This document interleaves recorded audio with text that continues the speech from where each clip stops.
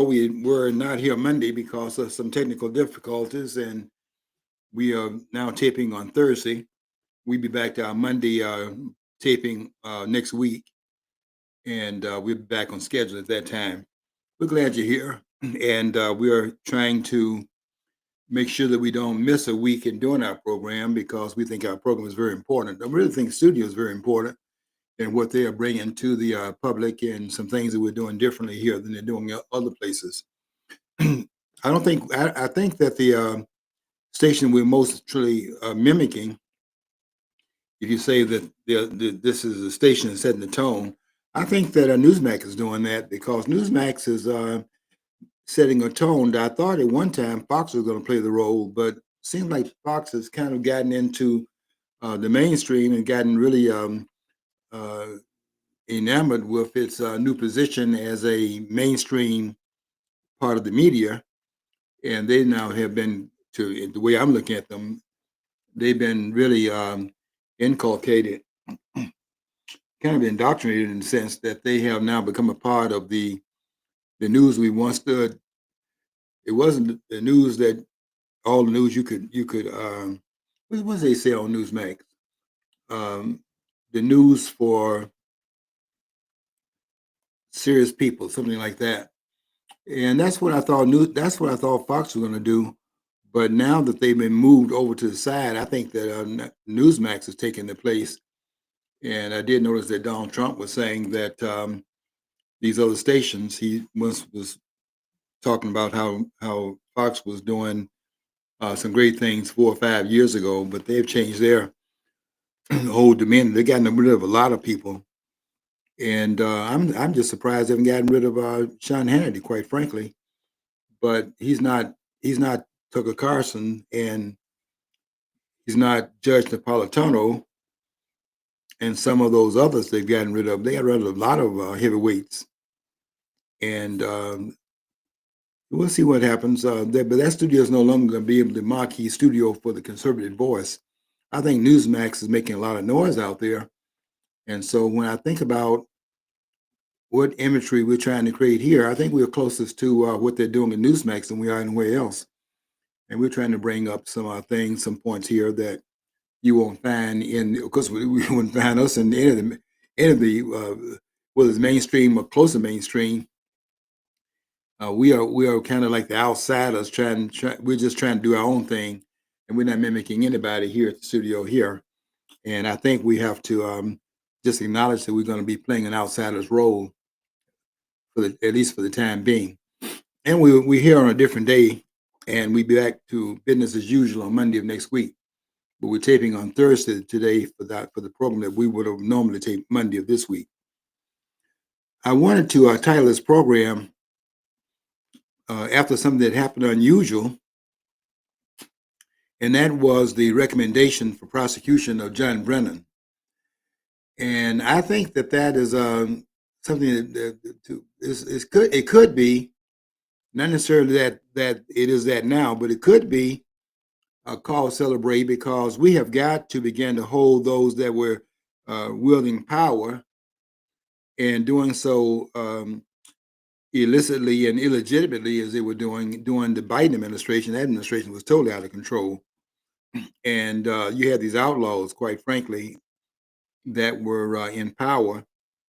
And I'm talking about almost that whole administration. You go up and down the line, and what they licensed during that time period. This was a very dangerous time period for the United States because we lost our way almost completely during that time period. I don't know what would have happened, quite frankly, if that regime or those in that regime, which Kamala Harris was one of them. She was the vice president during that time period, and if she had succeeded in her aspiration to become president, and then taken the place of those that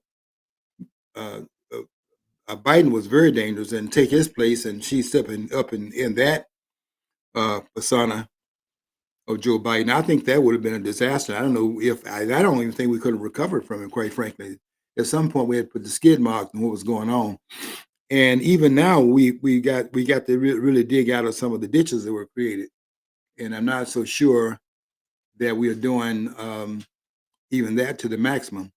But it was certainly significant that the recommendation was made to the DOJ, Pam Bundy, the Attorney General's office, that they began to look at some of the person at the top of that pyramid, and John Brennan was certainly one of them as the head of the CIA.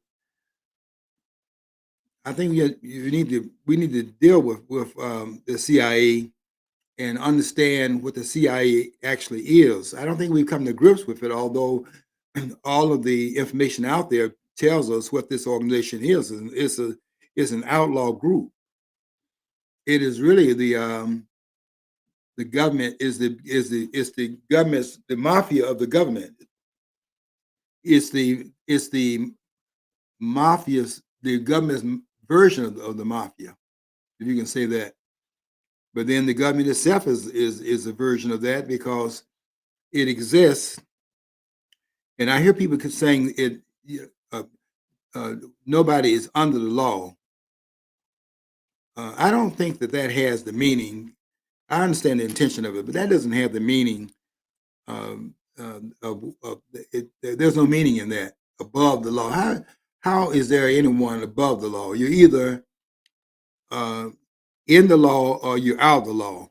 And you have the word outlaw as an example of that because they don't say anything about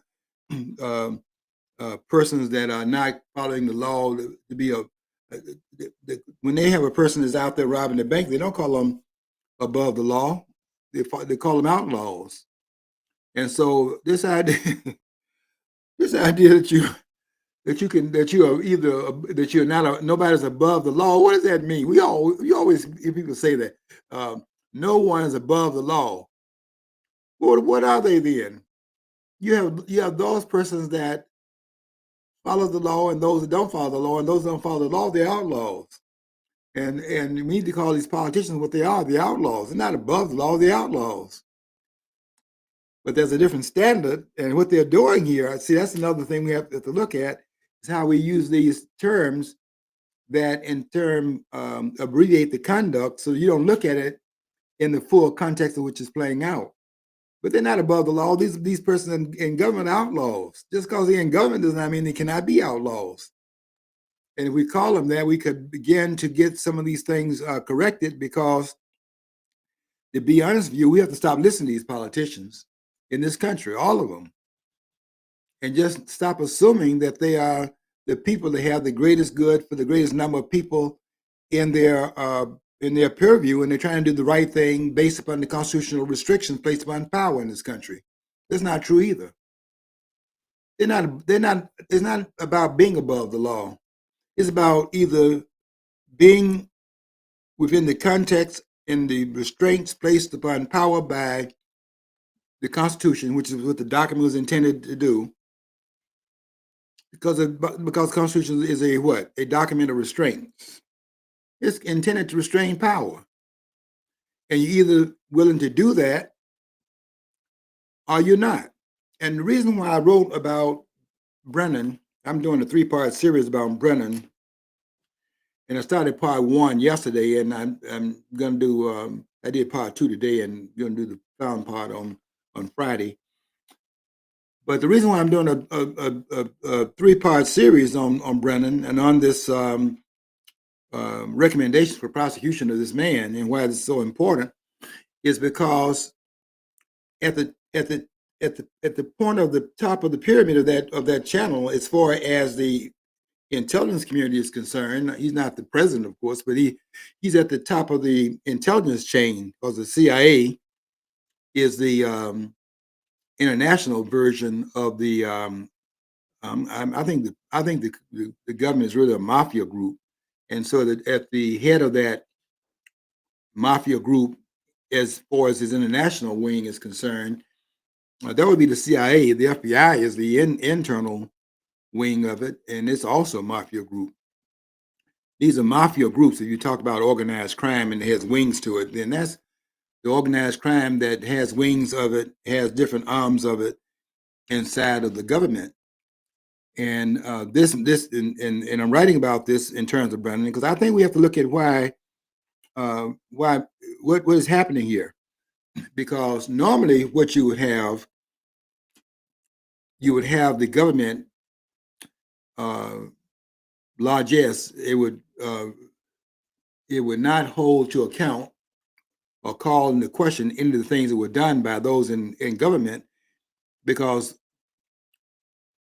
and I'm saying this I'm saying this as a person writing about it, but not as an expert in terms of getting one to buy into this opinion that I have. But as an I think all the citizens of this country are ex officio members. They're ex officio citizens of this country. I really think when you look at what's going on and what has been revealed through what is happening to the Trump family, which is written about in the book, by the way, by Eric Trump, where he has his book out called Under Siege. You have to look at that and to understand that even Donald Trump, with all of his money, and even with him being elected president, he's still an outsider.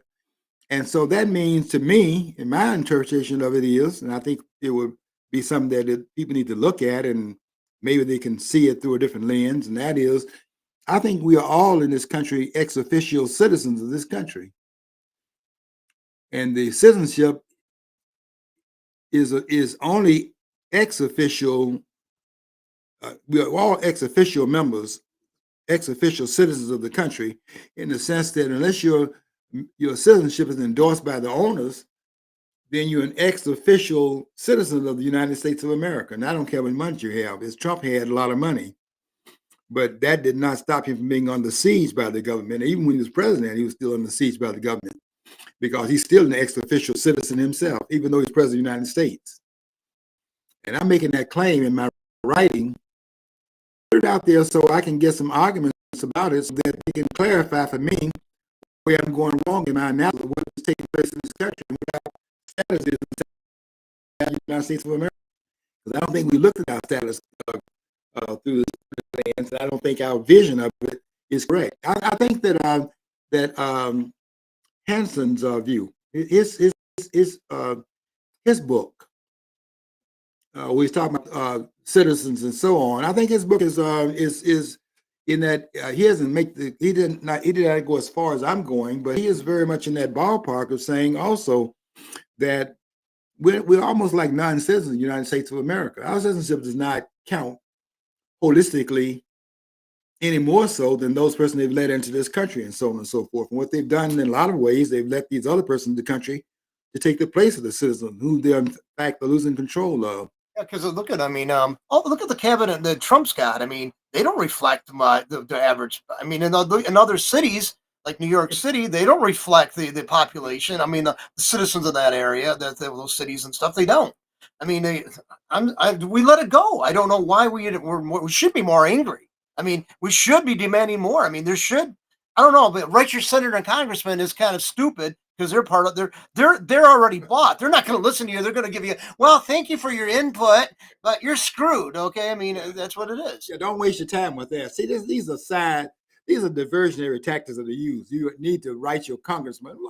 What would that be about? What would be the purpose of that? Well, I'll ask ChatGPT about how to handle this. Why don't you write a strongly worded thing to your senator, congressman, representative, like, yeah, I don't have $1 billion check to go along with it, so they'll listen to us, okay? And that's what it is. It takes money.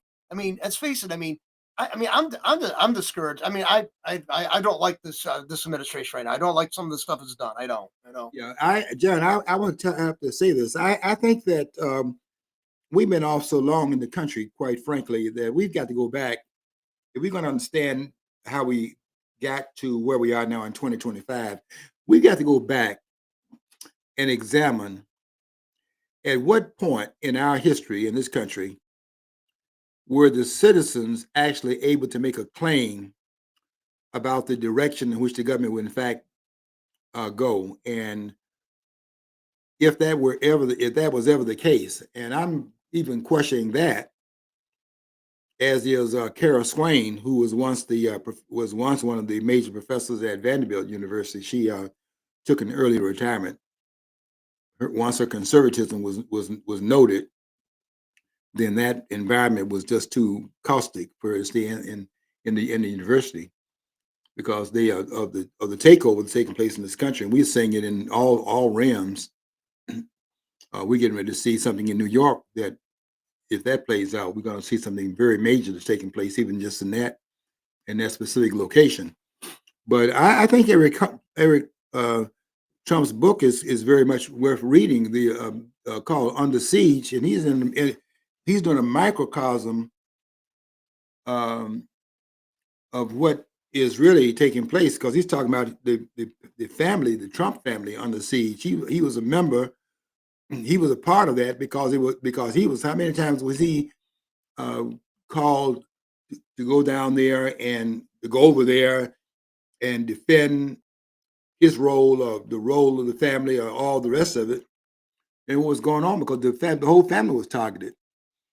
So he's a mini version of the larger narrative that was taking place in the country, where really that let's be honest, Brennan's prosecution has to do with the fact that I think I said to midday in the post, 12 people. I think probably around 12 people were going to decide, Brennan being one of them, and then the intelligence community. It doesn't mean everybody in the intelligence community, but also but it does mean the figureheads, the ones that are there at the top of those agencies, the NIA, the CIA, the FBI, and so on, etc.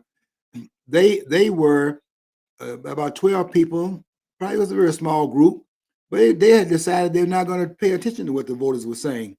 And the ballot was of the 63 million people in 2016. They were going to sweep that to the side. It doesn't make any difference what they said. We're going to sweep that under the rug and continue to do what we were doing. We're going to call them on that and give them and show them they had no right to make that verdict, because we don't agree with the verdict that they made. And that's what they did. They wanted to rescind that verdict. This is what this whole thing is about.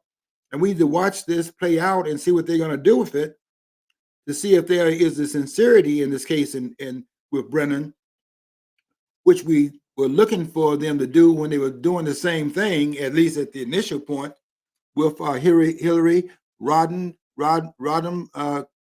Clinton, because we thought that's what James Comey was doing. You remember that when James Comey was we thought he was that he was trying to bring the charge against this woman. This woman had done so many things with violating the law, and it looked like he was at the beginning of his talking about it on TV. We thought, well, we're getting some accountability here, and he went through the things that they were uncovering and what he was looking at and what was the import of it, and we said, wow, this is something that this man is getting ready to pull the lever on business as usual and do something different this time, to hold those in power in government, which is what the Constitution is designed to do, to restrain the government, to really bring it back to its core, the core mission of the Constitution, to restrain power and set parameters around which it is to operate. And it looked like, this before we found out who this guy was, but I mean, we all know who he is now. We know he was part of that whole intelligence cabal. But it wasn't clear at that point. Like, this guy had come in and he was making this claim on TV and going down the points that they did this and this was going on and that was going on. And we kept watching, and it was something to be elated about, because we all saw it. It's not like we were not paying attention to the things he was talking about. We all knew it because we had seen it ourselves with our own eyes. It was now found our lying eyes. But at that time, we were looking at the same thing he was talking about. We said, wow, this is something that's going on very different here, just in the dialogue. But then at the end of it, as we waited to see if he's going to really pull the lever, and as a indication that the direction of the country is going to be shifted to something very different. And what was that difference going to be about? To hold those in power accountable. Because once we do that, the change that we really need to have in this country can go on at that point. But you can't do it until that does take place in the country, because the reason the country is off, and we see it in Portland, we see it in Seattle, we were seeing it in the nation's capital, to be honest with you, until Trump put a skid mark around it, and we were beginning to see it in other places like Selma, Memphis rather, and they're trying to keep him out of those places because if he's trying to clean up a lot of places here, and if that goes on, it's going to raise a question about all this illegitimacy that's been tolerated by people that we've elected to power. We were trying to get them in there to do the job that look like could not be done, but if it can be done and it's done here and it's done there and done in the other places, but not done in others as well, not being done in some of the others as well, then that could have been going on all along. It raised the question of why has that not happened? So I'm writing about John Brennan, but I'm writing about John Brennan because I think that this has the particular characteristic in it, with the players being who they are, and there are some serious players on this on the dais in this case here. I think that you got to give Tulsi Gabbard a lot of credit. The National Director of Intelligence. This is a very serious. I don't know where she's getting her courage from. I don't see her doing what Noam is doing. Christian Noam is doing, who was the governor of South Dakota. She's doing a good job in her role as well. But they got her in the military installation, and she's housed there as a way of securing her just making sure that she's secure, because she has a target on her back, because she's doing some things right now that's going against the owners of this country. And we do have owners, by the way, in the United States. They are owners, and you could go and they're coming out more and more out in the open, where they would prefer to be in the background like they don't exist, but they've been called to the out into the open more so now, because the person that is in power is in a position to do some things that make them to come out and stand more in the public view than they would like to do. And that's what we're seeing right now. We're watching while they're coming out there, the masks coming down and so on and so forth. But these owners, the reason, see, I wrote this today, but I'm in part two, but what I'm writing about is that the reason why Trump is having so much trouble is because his wielding of power is not being wielded in the name of the power brokers. He's wielding power in the name of the American people. And I wrote and said, when I made that comment, think about that. If we are a government of the people, as we say, and I'm saying that Donald Trump is wielding power in the name of the people, he is wielding power in the name of the people. But that's not the same thing as saying he's wielding power in the name of the power brokers. And the irony of him running for president in the name of the people is he also was running against the government at the same time because of that. And I wanted people to think about that. Because how are you running for the president of the United States at the same time running against the government? As if they're quid pro quo the same thing, and they're congruent with each other.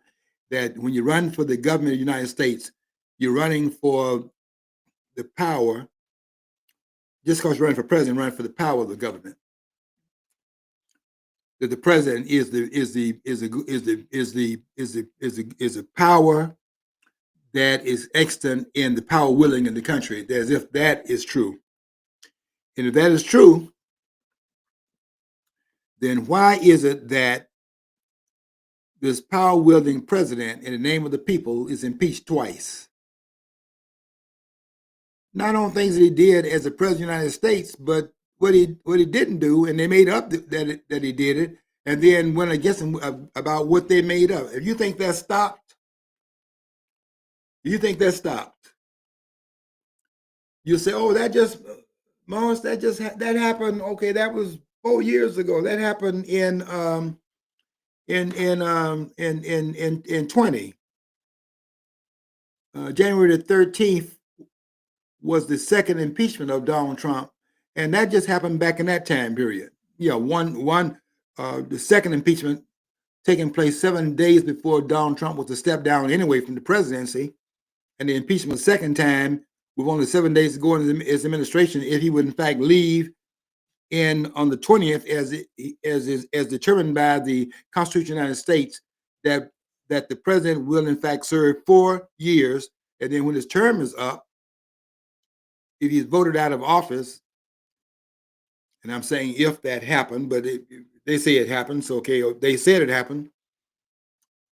You can say what you say, and I know what I say about it. But they said it happened, so the president was to leave office on the 20th of January. So they impeached him 7 days before he was to leave office.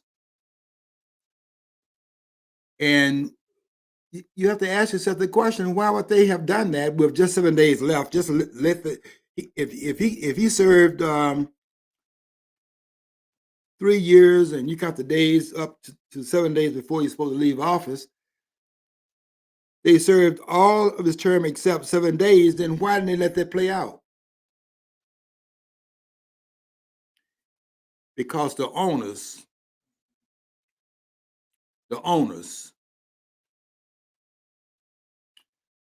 had willed it something different to happen in the future. It wasn't just that he was going out. They wanted to nail that door shut because it was opened by the American people, and they wanted it closed again. And they could not close it with Donald Trump being out there as an outlier that was in fact capable of running for a second term, because you can't serve 2 terms under the Constitution. And then you look at this thing that happened this past weekend, where they had in 2,700 sites, different locations over the country. I went down one of the streets here. I went down London Road, the street we have in Flint, a main thoroughfare, and people lined up and down the street, had these signs up: "No kings," and "Impeach Donald Trump." So they got contradictory signs right next to each other: "No king," and then you're going to impeach the person you're saying he's king, but you're going to impeach him as if if he's king, he'll listen to what you he'll listen to you saying he should step down, he should be impeached, he should be removed. And I went down there and I saw all these signs, and people were out there. They weren't throwing their thing, and I have to give them credit for that, because that these mobs are talking about power and people wielding power and doing which goes beyond their restrictions. And they're out here doing things like throwing bottles at officers and attacking ICE and threatening members of the government. I mean, this is anarchy that they are here opposing the government through anarchy. And then when the government has to respond to it, because if it doesn't respond, then the government is in fact parlayed to that which is in fact designed to destroy it and also destroy the country. Because if you can do that without any kind of retribution or any kind of persons trying to stop it, then if that can go on without license, and it could go on unchallenged, I mean, what country would allow that?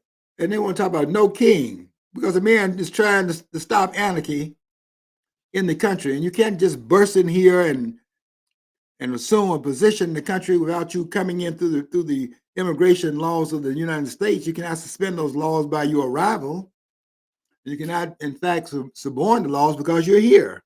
Well, the thing is the group that says no kings represents a party that wants to dictate what you do in every aspect of your life. I think that resembles more of a king's actions than it is a democracy. But I mean, they want to tell you, what you think. Here's a script you have to read from. But no, we don't want a king. Yeah, you are advocating for it. You are the king. That's right. You want to mandate everything over our lives. I mean, it's all projection, John. They're projecting. That's the thing about the left. They don't. There's this guy named Robert De Niro, this actor. that's out here. This man is really unhinged, and he's talking about Trump will not step down. They're saying he's a king, and they are saying he would not step down. We have not even gotten to the point. The man got 3.5 more years, so should he be stepping down tomorrow? Then he was elected to a 4-year term, so he's not stepping down. You understand that? And you have to be a king, not to be stepping down. You got a 4-year term as president of the United States, but that's another part of the narrative he got going. Now he's a king, and after they had run the course with saying that he was a puppet of Putin. And if he's a puppet, he's certainly not a king at that point. But now that he's no longer, we now have killed the narrative. There's a puppet of Putin, and now that that's played out, because we now know where that came from, with the Steele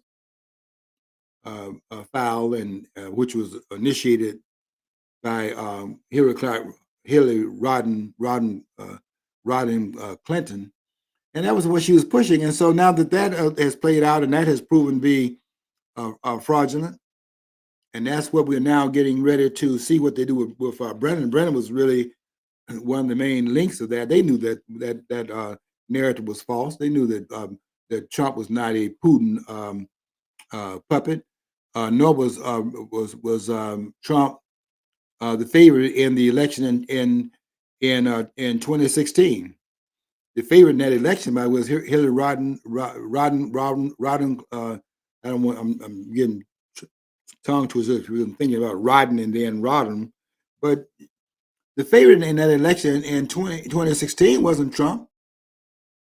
The favorite in that election was Clinton. Clinton was the favorite, not because they liked her necessarily, but they had more on her they were going to use if she got into the White House, and they were going to use it against her once she had become president, as a way of imbibing her to have a certain kind of way in which she handled herself in the presidency, so as not to be uncovered for things they had uncovered in their KGB operation.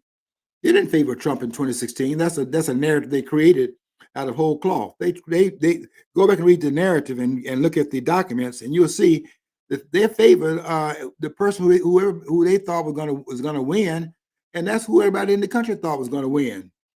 When I say everybody, I mean the mainstream definitely thought that Hillary Clinton was gonna win because she had the resume and he didn't have the resume. This man had no political background, had no military service in his resume, and this man ran for president of the United States. It was unprecedented that you would have those two perches that you need to stand on one of them, if not both. Nobody ever become president without standing on at least one. Not even George Washington at the beginning of the country, because Washington was the commander-in-chief. When they made the president the commander-in-chief, they did it because of Washington, because he'd already been there. He was commander-in-chief before he became president. So they merged it out of their respect for George Washington being able to wield the two offices. That's really two different positions now. It's a military position being wielded by a civilian. But they felt comfortable in giving that authority, that military authority to the president as a civilian leader, because they had that much confidence in the president, the person that they knew they could trust, because he had already shown he could be trusted with power. That's why they did that. They would not have done. You show me who else they could have put up there as the first president that they would have done that, and did that in Article 2 of the Constitution. They're gonna write that in there, and they're gonna feel comfortable in making the president the commander-in-chief, put over the military, as well as taking over the presidency over the United States, and then merge the two together into one. If they would have felt comfortable in doing that, let's say Hamilton had been the president, you think they would have done that? Or John Adams, who's the second president, they would have done that with John Adams, or even with the third president. I have a lot of respect for his writings and what he did and what role he played in the American Revolution and so on and so forth. Thomas Jefferson, James Madison, Monroe, and the rest of them. Monroe was 5, and John Quincy Adams 6, Andrew Jackson 7. Which of those presidents, Martin Ben Gurion, number 8, which one of these presidents do you think, with Martin Ben Gurion being we talking about all these presidents that would not, I think Martin Ben Gurion was the first one born on American soil, because the rest of them were born when they were born on the soil when it was under the control of the British. But which one of them would they have been comfortable with placing this power, civilian power and military power, in the hands of those other 7 of the first 8 presidents of the United States? Which one of them would they have done that with if they had been the first president of the United States? They did it because of George Washington. And they had confidence in George Washington because George Washington had disavowed his relationship with power by his, in fact, standing down from it on 2 different occasions. And I'm going to tell you something. There'll be no president that's going to top that. I have some respect for this president, because I know what he's standing up against. I know what he's dealing with. And he's not dealing with people that's above the law at all. He's dealing with outlaws. And you don't see above the law, just like you use the word when they say somebody is, if a guy's a wino who's on the street, they want to say he's a drunk. You don't use that kind of words when you talk about people that in the power center. You say they're inebriated. You get another word for it. So you don't call these persons in government outlaws. You call them people. You want to say nobody's above the law. No, they're not above. Well, that's a given. But you can't be above the law. There's no such thing as somebody being above the law. What does that mean? It doesn't have any meaning. We use these terms and we don't think about what these terms actually import. You either following the law, or are you an outlaw? John Brennan is an outlaw. The reason why he's going, if they don't do what they did in Coleman's case with Hillary Clinton, if they actually take this to its logical end, and the end result is what it should be based upon the evidence, and I'm not sure that's necessarily going to play out, but there are different arenas that is going to play out in order for that have that final verdict rendered. And that's a lot of things to go through before it gets to that particular point. And I know Comey, for example, is waiting, is counting on all the little things that's in place that he will never be able to have to face the consequences of his action. That's what he's trying to say, that he has no concern. He wants I want a trial. He don't want a trial. He's trying to prevent a trial, but he would tell you he wants a trial because he actually expects at some point the system's mechanics would be in place enough to, in fact, forego the being held to account for the things he did when he was in there as the FBI director. But if I'm on that jury, he's going to jail. If it's my vote, I know what's going to happen. I'll be doing the same thing in his verdict I would do in the O.J. Simpson verdict. Some people go to jail. If I'm looking at the evidence and the evidence is what I saw it to be in these different cases, and in Comey's case, I see what he's dealing with. I know what it is in Brennan's case, and I know what the verdict should be because I saw what they did when they were in those positions of power. And they weren't acting above the law; they were acting as outlaws. These are outlaws that are being called, and they are now they're now being recommended for prosecution by those persons that I wrote in my article. I said that they are taking their job, they're taking their position seriously. But I am still waiting with the rest of the jury out in terms of what the conclusion of this would be, in terms of how far down the line before there's a cog thrown in the wheel, because there are different things that got to happen along the way down through the process so that we get to the conclusion, which is this man should be incarcerated. And this man must go to jail for the things that this man, what he and a team of others tried to do. I'm writing about this. I don't think the American people are aware of the severity of this. I think about 12 people I'm in that ballpark of how many persons that were in this wheelhouse, this power center, of taking upon themselves to rescind the verdict of 63 million people in 2016. 12 people, 12 to 15 people. It was two handfuls of people took it upon themselves that they're going to just simply decide the verdict of the voters at the ballot box will not be sustained by them disagreeing with it. And they were not speaking in the voice of the American people. The question here is, in whose voice were they speaking? Because it was clear what the verdict was, because you need 270 electoral votes to become president of the United States. Whatever the popular vote is, with the 538 electoral votes, you need 207 of those votes to become president. No matter what the popular vote is, you got to have those 270 electoral votes, and Donald Trump had 306. And that was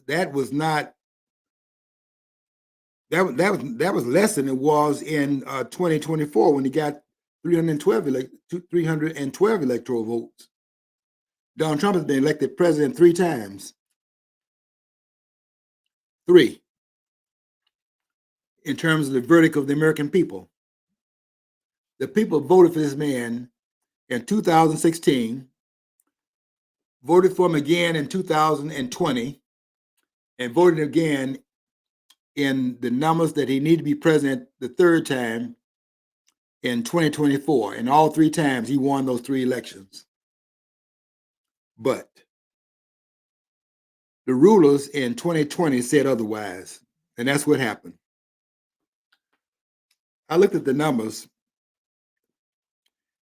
and I looked at what happened in terms of as the election was going in a way in which they had been prepared for it this time. They weren't prepared for it in 2016. They were prepared for it in 2020. They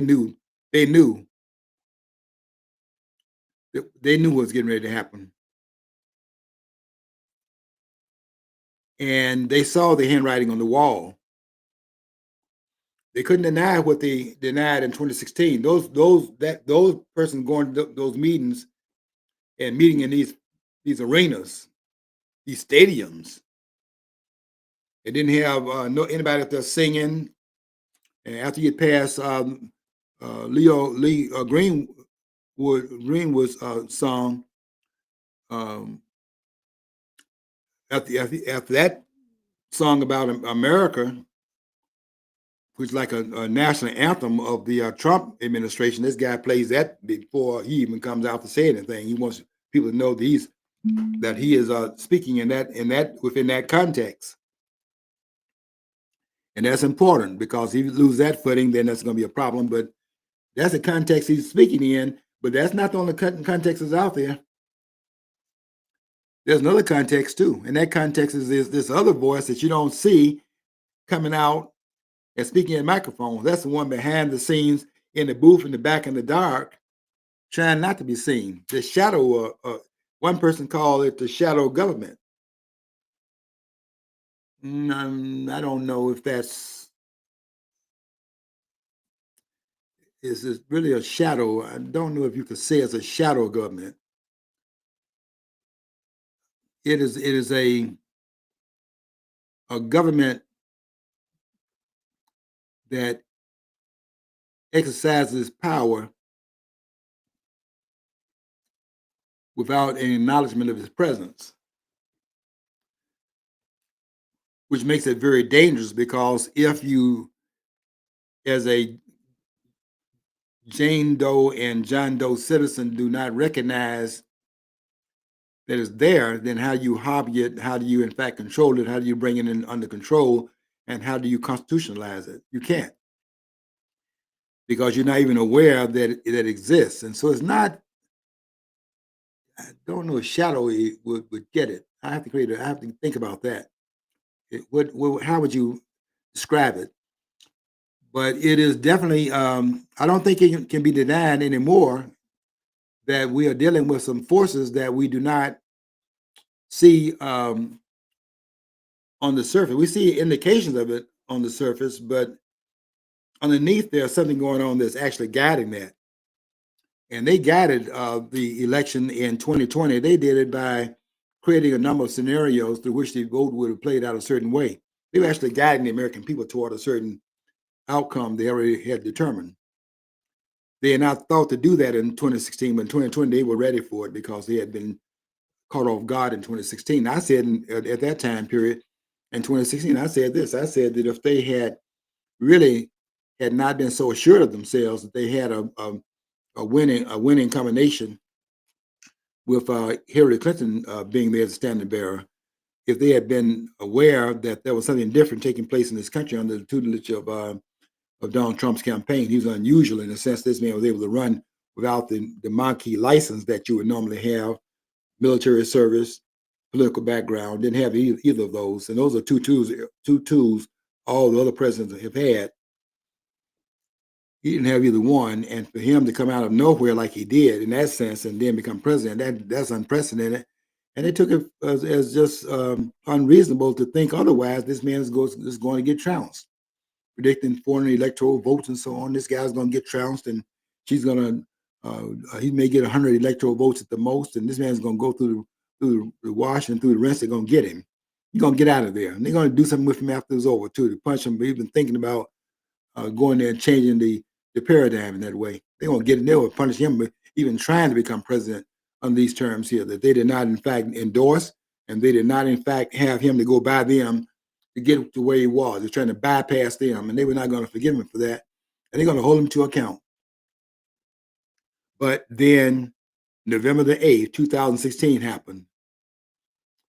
And I remember saying that morning, because I had been watching these phone booth type of groups that Hillary Clinton was pulling, and I watched these stadium type groups that Donald Trump was pulling, and I knew those numbers that he was getting could not be trumped by the numbers she was getting if that vote was anywhere to be in the ballpark what you were seeing with your lying eyes. And my lying eyes were telling me this man was going to be the 45th president of the United States. And I said so that morning. I said that that people getting ready to be surprised here. And the ones that was most surprised really were the owners, because they were surprised that they had overplayed their hand. They thought that they didn't think they'd do anything other than just let it play out. If they had known this guy had this what they were looking at, I don't know how they denied it. It was very clear what was going on. I certainly could not convince myself anything else could have happened. But they convinced themselves they were looking at, sometimes you can. I think that those persons in that ruling group, I think I consider them to be insane. I do think they're insane. But insanity is also this as well: wishing for something to be true, willing something to be true. Believing in something to be true simply because you hope for it to be true. Assuming something to be true because you hope it to be true. And they assumed that this was going to be true. This outcome is going to be true because they wished it to be so. And they didn't think that they had to do anything else.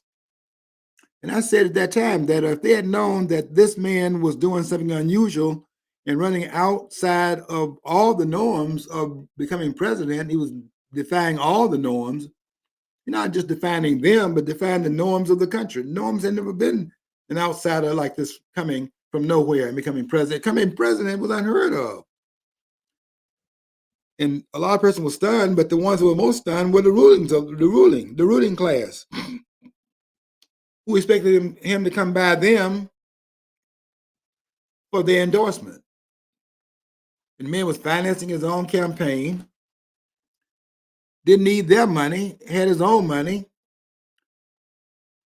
and was speaking his own voice and not their voice. They didn't know what they were looking at. They never seen anything like that before, so they didn't know what they were looking at. They didn't know how to take it until it was too late to do anything about it. And by the time that vote was being tallied, and it didn't have anything in place, if they had stopped at that point, if they had really stopped that election, they would have to come out militarily to put down what would have been an insurrection in the country, because the whole country would have risen up, because they would have seen that it was so blatant. They would have seen the uprising, they would have ignited the uprising, because it happened when the vote was clear that this man could not be defeated at that point. They didn't have anything in contingency plan, and Hillary Clinton did not concede until they told her. That's what they did behind the scenes. That's what these meetings were about. That's why she didn't come out and say that she had given up the claim on the presidency in the election. The reason why it took us so long to do that was because they were in there trying to find out if there's some way to, in fact, sell the idea that what we'd all seen happen, could that be rescinded at that point in time? And it could not be rescinded. And then the talk became, within 12 hours, how do we get this man out of there? And they were talking about the impeachment process. And then they talked about 25th Amendment as part of it as well. And now we got this other stuff they're talking about, and Putin's puppet and all that. Now not long as a puppet. See, a puppet is his own is not his own master. So now they went to the other side, and now we got Trump is trying to be, and is now, a king. And these people talking about he will not leave. The man's already left one time, and he left at the time he was president of the United States, and he did not think he had lost. And he still left the presidential office and didn't think he had lost the presidency, but he still stepped down. And he did that because he outsmarted them a second time. That's what that was about in 2020. He stepped down, and he surprised them in that regard. Because they knew that Trump knew he had not lost the election. Trump knew that, and stated as such in public. He knew he had not lost. He knew Biden was incapable of not. Biden was not on his best day. And I don't know what his best day would have been, because Biden never been a very smart, very bright person, even when he was not suffering. He's now suffering with dementia, and also his cancer now. And I wish him well in both regards. I don't have any respect for him, but I don't wish him any harm. But I'm going to tell the truth about him as well. And this man was not fit to be president of the United States, and he did not win the presidency in 2020, as they say he did.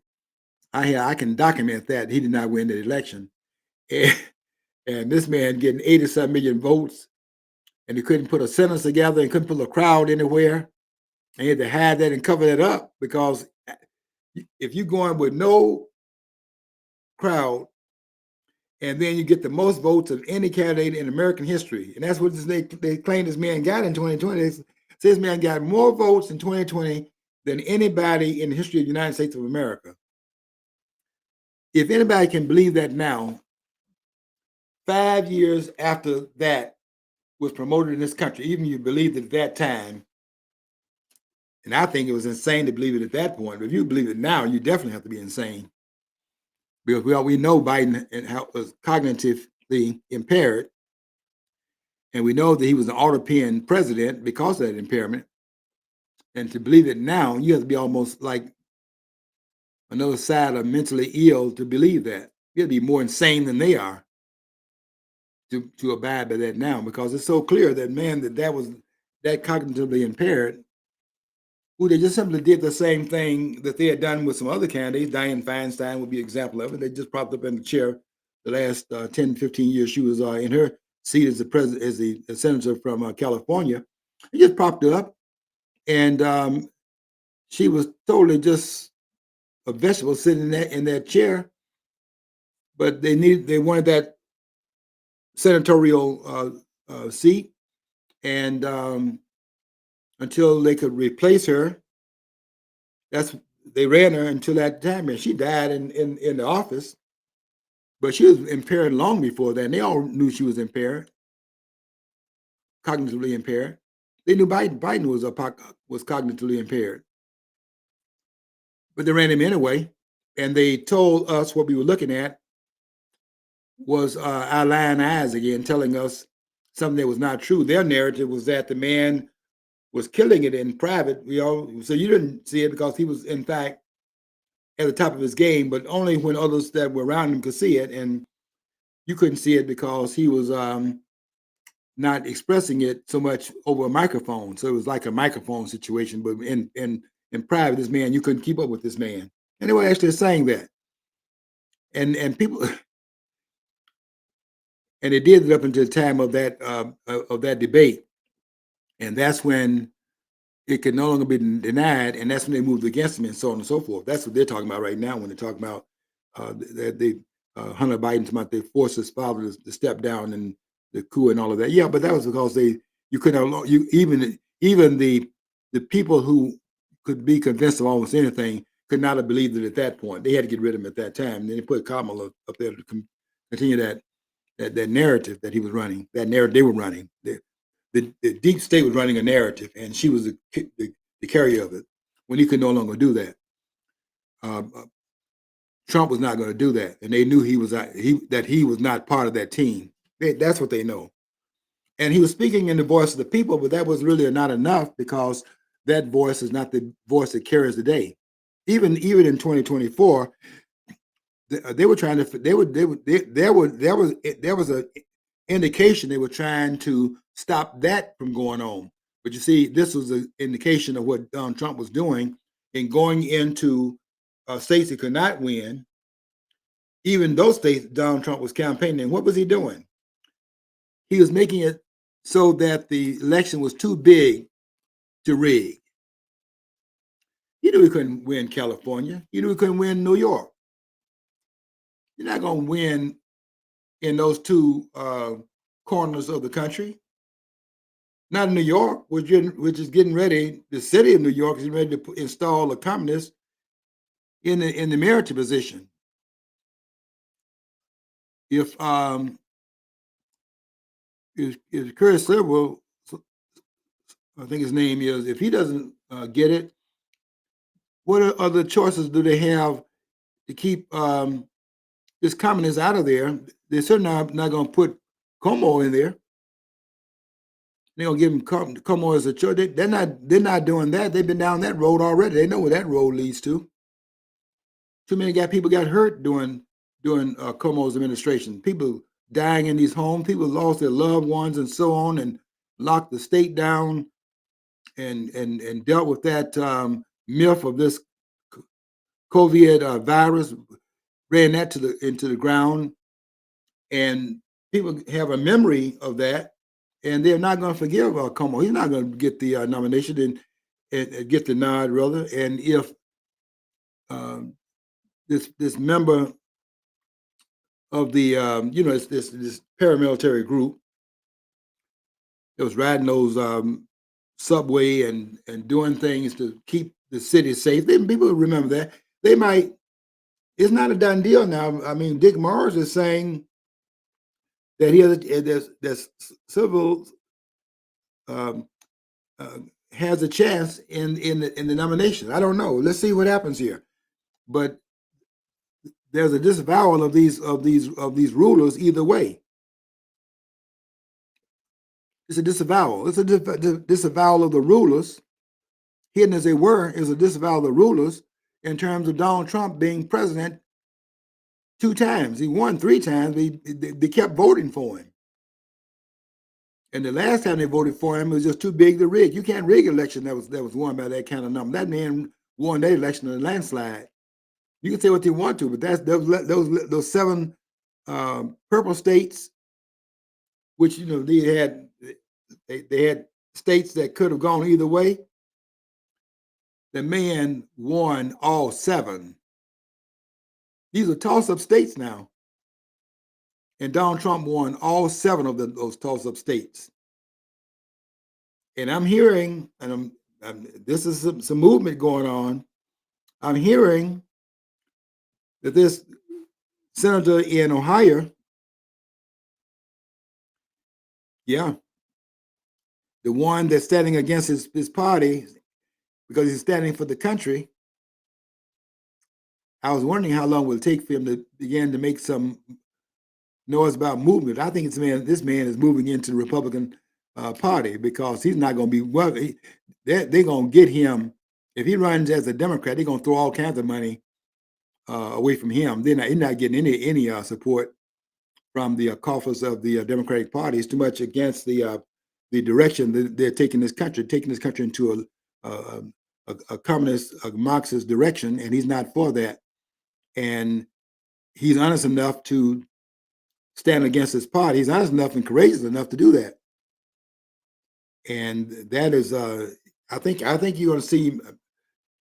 Don't be surprised if you see him joining the Republican Party, because he's already in that camp by him not standing with these morons and these neutrons and these electrons in his party, such as Schumer and this guy over in the House Representative Jeffries. These are lunatics, and this man has enough. I have to give him a lot of credit. This man has enough. What's the word here? Enough integrity. That's a word we need to bring back a lot more into our public conversations. Do they have the integrity of the office of the senatorial positions they hold, or the integrity they're supposed to have as members of the House of Representatives? You have to have integrity in these political positions, and we're not talking about whether we have that anymore. It's not even required anymore. And what is so interesting about Brennan and this charge against Brennan is that and I said this in my post, that these persons in government lie to us on a regular basis, and is not only expected, it is to be forgiven, because they don't expect the people in government to be honest and have integrity. They just they're outside. They're not above the law. They're outside the law and not held to the standards of the law, because these persons are outside that standard they're using for the law.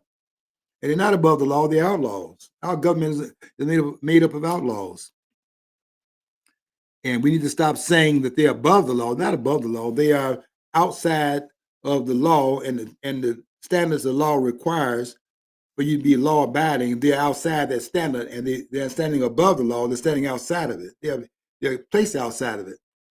And I must tell you that until we can understand that and then work on that, within the political frame with that in mind, we're going to continue to, in fact, endorse them, because we think they are just simply above. You see, you use the word above the law. So they really are, in the context of the law, just simply above it. But if you're above the law, that means your standard is even higher than what the law requires. I mean, is it possible to be above the law, even if you're holding the standards above? To be above the, I guess you could be I guess you could be above the law if you're talking about virtue, because virtue is above the law, because virtue is doing what is right, not because the law requires it, but you're going beyond that because you're doing that which is virtuous, because your conscience requires you to act above even the standards that are set within the limited lines drawn in law. But your standards are higher than that, so you're above the law. But these persons are not above the law. It's not. You have to be virtuous to be above the law, because that shows you virtues. They're not above the law. They're outside the law. They're outlaws. And I'm going to be pushing this in my third part of this narrative I'm writing right now, because I'm trying to open up some dialogue about what's going on in this country, because I think what is happening now, if this is carried out to the end with Brennan, if that really plays out the way it should, if this man is in fact held to account, and we'll know if he's held to account if he in fact goes where he should go. This man belongs in prison. And if that happens, then we're looking at a paradigm shift. But the charge does not get, I'm no longer moved by the charge, because they were seemingly getting ready to charge Hillary Clinton, but look what happened at the end. After they got through making the case that she should be charged, then they stopped at the end, and nothing happened beyond the rhetoric. And now this woman feels she is beyond anybody touching. It should still, I mean, she's still a violator of the law by the things she did, all that using that acid and things like that, and destroying documents that have been subpoenaed by the government, and destroying records like that that have been subpoenaed. I don't know how you get away with that. I don't care who you are. You can't get away with destroying. You could that's a felony in anybody's book, and for her to have gotten away with that, and nobody's even talking about it today, it's just like we forgot about it. That woman, this beach bit that they poured over those tapes and stuff like that, and erased and documented. They did. Watergate was nothing compared to what they did, what Clinton did. If Nixon was forced out, wasn't impeached, but was forced out through the Washington Post and New York Times, which forced him out. If that forced him out, then something should have happened to Hillary Clinton based on what she did, because what she did was above what Richard Nixon did. And we're watching right now. This is another pardon of the waters, and we hope that this can be the beginning of a change in terms of the government now moving in a different direction. But in order to do that, the people in power have got to be held to account just like everyone else. We got to have one standard, no one outside the law, certainly nobody above the law. That kind of virtue doesn't exist in politics. But no one outside the law, everyone held to account by the law. And the Brennan case is very important for that reason. We'll be watching to see what happens. Okay, until next week, I want you to follow your dream. If you don't follow your dream, you'll never know what's on the other side of the rainbow.